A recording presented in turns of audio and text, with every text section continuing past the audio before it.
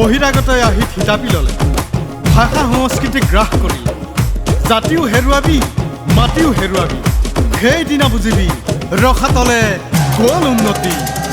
জাক জাক জাক জাক আহিছে বহু জাক, আগবঢ়াব নিদি অন্যায়ৰে হাত।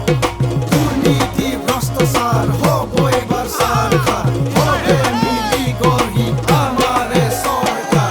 ৰাইজৰ আশীষ লৈ ওলাইছে ৰাজনীতি লৈ, খোৱাং সমষ্টিত আমাৰ নুৰিন জ্যোতি গগৈ।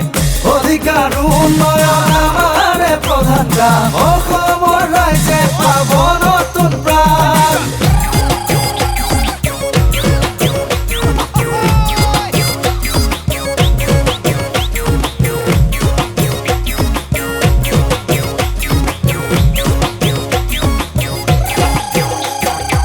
অসমৰ জনগণৰ কাৰণে আশাৰ বতৰা অসম জাতীয় পৰিষদে কঢ়িয়াই আনিব, এইটো নিশ্চিত।